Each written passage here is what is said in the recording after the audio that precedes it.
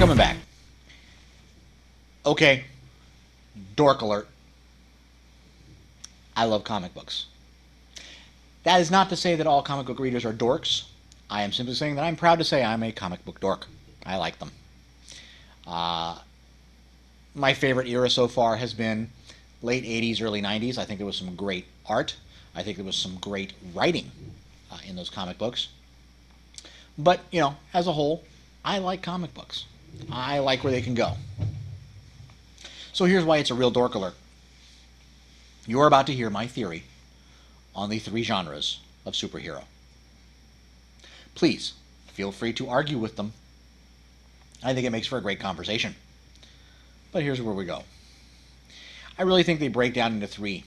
And it really breaks down into the type of character that each superhero is. And I think you can fit almost every character into one of these 3. The first are characters like Batman. Batman does not have any superpowers. He's not superhuman. He's a guy who, through gadgets, through some skills, has decided to fight crime, fight evil, whatever. Another character like that's the Punisher. You'll also find the Green Arrow. A number of these characters. They're humans. They're not superhuman. But the interesting thing about all of them is they all seem to be rooted in vengeance. Batman, the killing of his parents. Punisher, the killing of his family. They all have a vengeance root. They are great to read if you're really ticked off at somebody, because they let you kind of get that anger, that expression out through their actions.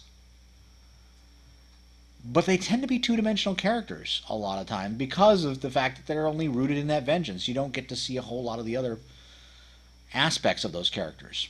Some of the writers have done a better job of that, but I think they're limited because of that situation. Then we go to the other end of the spectrum.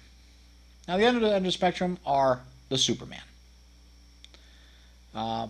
These are characters who are not human.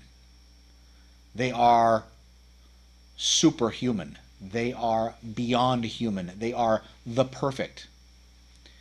Superman is a perfect example of this because there's not anything a human can do to hurt Superman. They have to have something special. Kryptonite. They have to have this artificial stuff to weaken the superhuman. It's one of the reasons I'm not real fond of that type of character, is because they're supposed to be the ideal, and the only way we can bring down the ideal is by creating something artificial. Again, it's two-dimensional, but to the other side. There's less empathy for that character. Why? They're already perfect. You're supposed to feel bad that they got brought down to less than perfect? It's a hard sell. Then there's the third character, Spider-Man. Now, why do I like Spider-Man? Well, Spider-Man started off as a human. He was given superhuman powers through, for him it's a radioactive spider bite. But there are a number of characters like this. Look at anyone in the Fantastic Four. Look at Captain America. A number of these characters who, for one reason or another, Hulk is another one, have developed strengths that are superhuman. But the problem is that they are still humans. Peter Parker is the ultimate flawed individual. From the very beginning, when he first became Spider-Man, he allowed a thug to run off to steal money. Said, I don't care. Allowed the thug to run off, and that thug ended up killing his uncle. So he has to live with the fact that his inaction, which we as humans look at and go, oh, wow, he shouldn't have made that choice. He had to pay for that choice. Which is what we all see in our daily lives. We make bad choices, we have to pay for it. And sometimes we have to make the choice that we really hate because it's the right choice, no matter how much it hurts. Now, as a teenager, I really liked Spider-Man because the angst level. I understood Peter Parker's angst as a high school kid who, is dorky at school, but is superhuman. You wanted to be that guy.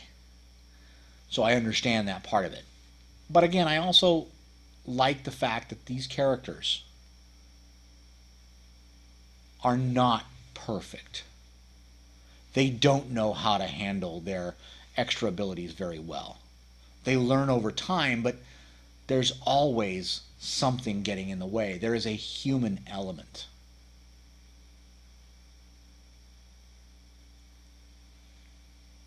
The most popular character right now is Iron Man, Tony Stark.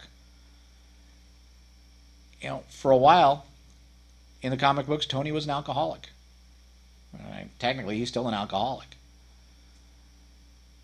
That's a flaw that is common to many people. And we get to see how someone with huge responsibilities deals with that. So there it is. That's my theory of the three genres of comic bookdom. Do you agree? Do you disagree? Let me know. Put it in the comments. We'll be right back.